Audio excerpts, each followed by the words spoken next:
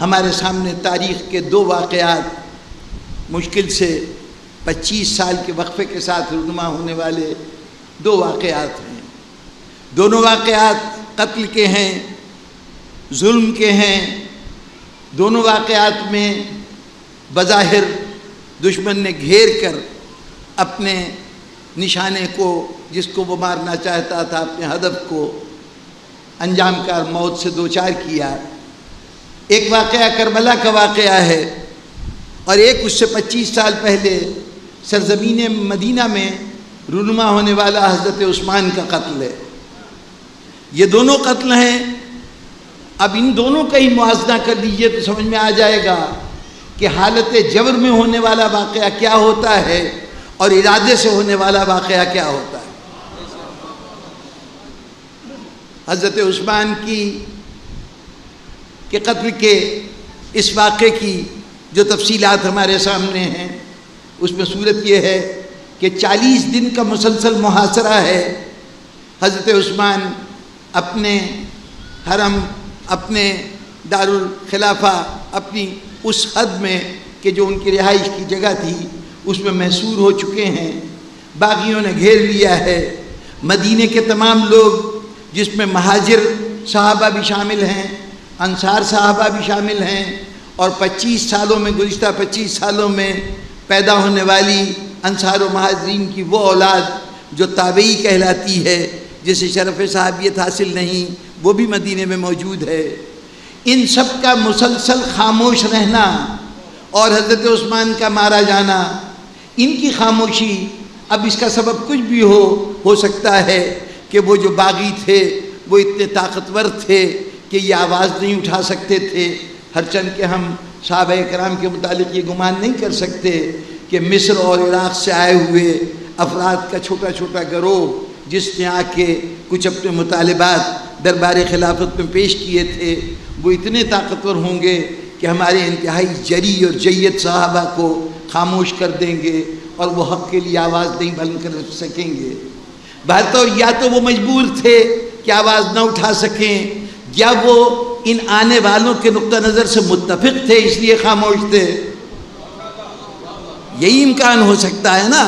سب کی خاموشی یہ بتا رہی ہے کہ یا مجبوری کی خاموشی ہے اور یا ان کا فیصلہ ہے کہ ہمیں خاموش رہنا چاہیے۔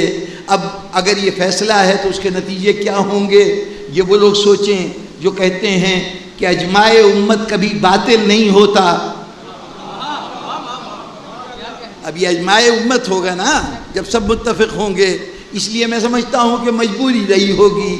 دشمن اتنا طاقتور تھا کہ یہ آواز نہیں اٹھا سکے، چنانچہ پورے مدینے میں کوئی آواز جناب عثمان کی حمایت میں نہیں اٹھی۔ ان کو 40 دن محاصرے میں رکھا گیا۔ وہ جن کی وجہ سے یہ حالات پیدا ہوئے تھے وہ بنو امیہ کا وہ خاندان تھا جس کی بعض تقاضوں کی تکمیل میں حضرت عثمان پر یہ الزامات عائد ہوئے کہ انہوں نے اپنے عزیزوں رشتہ داروں کے لیے اپنے خزانے کو ناجائز طور پر خرچ کیا ہے۔ الزام کے درست یا غلط ہونے کا سوال نہیں ہے، نہ اس پہ بحث کر رہا ہوں۔ بات یہ ہے کہ الزام بنو امیہ کی وجہ سے لگا حضرت عثمان پر۔ خود حضرت عثمان بھی بنو امیہ کے ایک فرد تھے۔ انہوں نے اپنے خاندان کو فائدہ پہنچایا، جائز طور پر یا ناجائز طور پر، لیکن وہی وجہ اختلاف بنے اور لوگوں نے اسی وجہ سے مظاہرہ کیا۔ لیکن وہ بنو امیہ جو حضرت عثمان کے خزانے سے فیض پا رہے تھے، جو ان کی نعمتوں سے فیضیاب ہو رہے تھے، ان میں سے ایک فرد بھی حضرت عثمان کی حمایت میں دشمنوں سے نہ لڑنے پہ آمادہ ہوا نہ میدان میں آیا۔ حضرت عثمان کا اپنا داماد جو مرکزی حیثیت رکھتا ہے اس سارے ہنگامے کی بنیاد ہے، مروان ابن حکم، وہ پراسرار طور پر بالکل منظر سے غائب ہو گیا۔ خدا جانے وہ کہیں چھپ گیا یا کیا کیا۔ اس ساری کیفیت میں ایک سلطنت شام میں بنو امیہ کی سلطنت قائم تھی، معاویہ اس کے حکمران تھے۔ 40 دن بہت بڑا عرصہ ہوتا ہے۔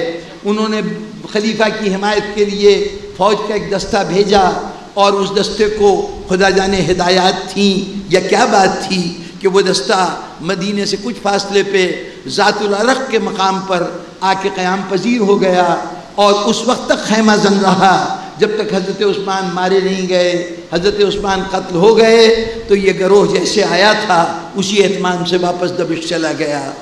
یعنی کسی فرد نے حضرت عثمان کی مدد نہیں کی۔ اب حضرت عثمان اس حالت میں یوں مارے جائیں کہ اپنے دفاع کے لیے تلوار بھی اٹھانے کا موقع نہ ملے، نہ دفاع کی کوشش کریں، تو ہم یہ کہہ سکتے ہیں کہ حضرت عثمان حالات کے جبر کا شکار ہوئے اور وہ حالت مجبوری میں مارے گئے۔ یہ سمجھ میں آتا ہے کہ یہ مجبوری کا قتل تھا، بے بسی کا قتل تھا، اس میں حضرت عثمان کا کوئی رول نہیں ہے۔ اگر انگریزی الفاظ پوری طرح سمجھا سکیں بات کو تو میں عرض کروں کہ یہ پیسو واقعہ ہے قتل ہونے کا، جس میں سارا کردار قاتلوں کا ہے، مقتول کا کردار سوائے گردن پیش کر دینے کے اور کچھ نہیں ہے۔ لیکن کربلا کے سلسلے میں پیسو واقعہ نہیں ہے۔ دیکھیے کربلا کی 3 تعبیریں مختلف انداز سے کی گئیں۔ کچھ لوگوں نے جو شدید مخالف تھے امام کے اقدام کے، انہوں نے کہا کہ امام نے حاکم وقت کے خلاف بغاوت کی۔ کچھ وہ لوگ جو ذرا اعتدال سے کام لے رہے تھے لیکن امام حسین علیہ السلام کے اس اقدام میں امام حسین کو حق بجانب بھی نہیں سمجھتے تھے، انہوں نے کہا کہ امام نے خروج کیا، یہ خروج ان کا ذاتی فیصلہ تھا، یہ ان سے اجتہادی غلطی ہوئی، لیکن امام نے خروج کیا۔ تیسرا وہ گروہ جو مقصد امام سے اتفاق رکھتا ہے اور امام کے اقدام کو حق بجانب سمجھتا ہے، وہ کہتا ہے کہ امام نے قیام کیا۔ بغاوت حسین، خروج حسین، قیام حسین، یہ 3 لفظ استعمال ہوئے کربلا کی تعبیر کے لیے۔ ذرا غور فرمائیے، بغاوت کرے گا تو اقدام باغی کا ہوگا، یہ فیصلہ باغی کا ہوگا کہ مجھے بغاوت کرنی ہے۔ خروج ہوگا تو یہ فیصلہ خروج کرنے والے کا ہوگا، قیام ہوگا تو یہ فیصلہ قیام کرنے والے کا فیصلہ ہوگا۔ آپ نے جبر کی کیفیت میں مارے جانے کا واقعہ سن لیا، اور یہ حسین کا واقعہ ایسا ہے کہ اس کے جتنے بھی پہلو ہیں، جس رنگ میں بھی بیان کیا گیا، وہاں ساری ذمہ داری حسین پہ ڈالی گئی۔ یعنی یہ فیصلہ حسین کا ہے کہ انہیں اس راہ کو اختیار کرنا ہے اور اپنی جان کو قربان کرنا ہے۔ سبب کی تعبیر کچھ کیجئے، یہ طے ہو گیا کہ حسین کا اقدام پیسو نہیں، ایکٹیو اقدام ہے، یہ اقدام ہے، یہ کہیں حالات کا نشانہ بن کر حسین نہیں مارے گئے، وہ اس واقعات کا جبر کا نشانہ بن کے حسین نہیں مارے گئے، بلکہ یہ حسین کا اپنا فیصلہ ہے کہ وہ راہ حق میں جان دیں۔ اچھا، جب یہ حسین کا اپنا اقدام ہے تو اس اقدام کو کیسے سمجھا جائے؟ مقصد حسین کیا تھا؟ کیونکہ اگر اقدام حسین کا ہے تو پھر مقصد بھی ضرور ہوگا، اقدام ہوگا تو مقصد ہوگا۔ بے بسی میں مارے جانے والے کے سامنے کوئی مقصد نہیں ہے، اسے تو بہر صورت تلوار کا نشانہ بننا ہے، لیکن جسے اپنے راستے کا تعین خود کرنا ہے وہ یقیناً کوئی نہ کوئی اپنے سامنے نصب العین رکھتا ہوگا، کوئی مقصد رکھتا ہوگا، کوئی گول رکھتا ہوگا جسے وہ حاصل کرنا چاہتا ہے۔ حسین کا مقصد کیا تھا؟ جنہوں نے حسین پہ بغاوت کا الزام لگایا انہوں نے کہا حسین کا مقصد یہ تھا کہ وہ تخت یزید پہ قبضہ کرنا چاہتے تھے، یزید کے خلاف علم بغاوت بلند کر رہے تھے۔ جناب والا، یہ اتنا کمزور بات تھی کہ اس کی شہادت اس کو نہ دنیا کے کسی مسلمان نے مانا اور نہ غیر مسلم نے تسلیم کیا۔ جس کے سامنے یہ بات کی گئی کہ حسین اقتدار کے لیے اٹھے تھے، تخت پہ قبضہ کرنے کے لیے اٹھے تھے، ان کے سامنے اس سوال کا جواب جو علامہ اقبال نے بھی اٹھایا اور بہت سے مورخین نے بھی اٹھایا کہ اگر حسین کو یہ جنگ کرنی تھی تخت کے حصول کے لیے تو اپنے ساتھ بچوں کو لے کے کیوں گئے، عورتوں کو لے کے کیوں گئے؟ سب سے زیادہ مکے میں اس بات کی گنجائش تھی کہ ساری دنیا کے حاجی صاحبان تشریف لائے ہوئے ہیں، امام حسین حج سے 1 دن پہلے مکے سے سفر کر رہے ہیں، کم از کم وہاں کہہ سکتے تھے آؤ میرے ساتھ فوج میں شامل ہو جاؤ، جماعت میں شامل ہو جاؤ۔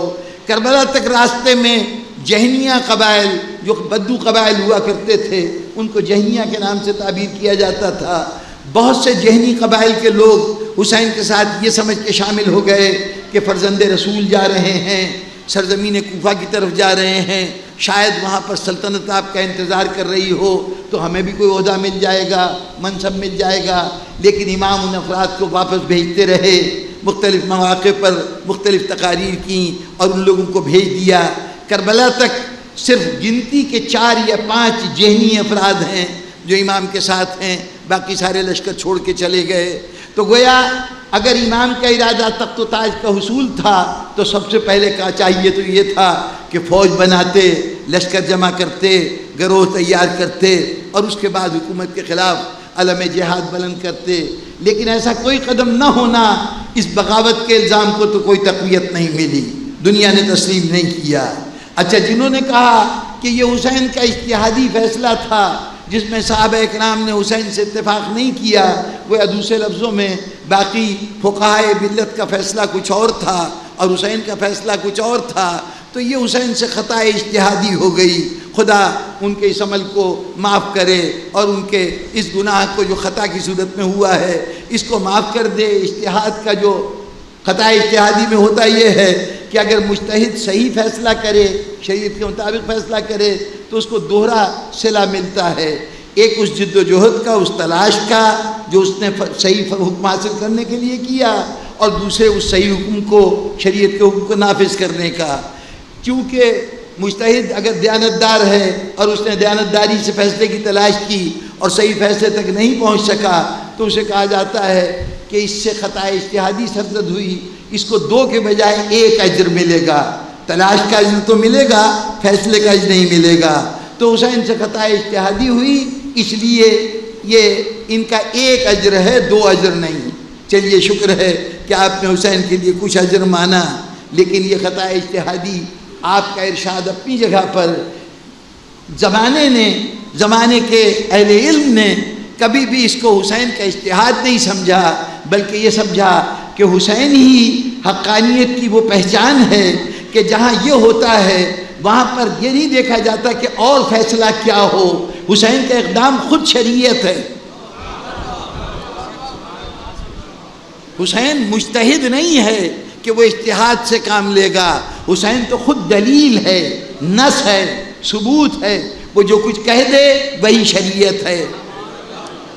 اب یہ ایک اپنے طور پر تفصیلی بحث ہے کہ حسین نص ہے کہ نہیں، حسین حجت ہے کہ نہیں، لیکن جب طے یہ ہو گیا کہ اس عہد میں حسین نے ایک فیصلہ کیا کہ میں یزید کو نہیں مانتا، اس وقت کے تمام مجتہدین نے، جس میں صحابہ بھی شامل ہیں، جس میں اس عہد کے تابعین بھی شامل ہیں، حافظان قرآن بھی شامل ہیں، مفسرین بھی شامل ہیں، جتنے اسلام کی بڑی بڑی شخصیتیں ہیں وہ سب یزید کو مان رہے ہیں، ایک حسین نہیں مان رہا، ایک حسین نہیں مان رہا۔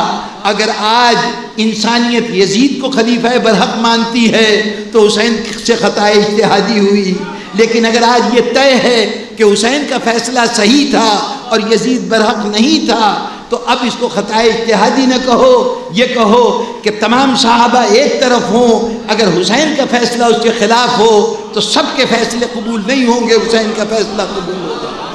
چنانچہ اب لیتے کہ ایک ہی صورت رہ جاتی ہے کہ یہ حسین کا ایک با ارادہ، ایک با مقصد عمل تھا۔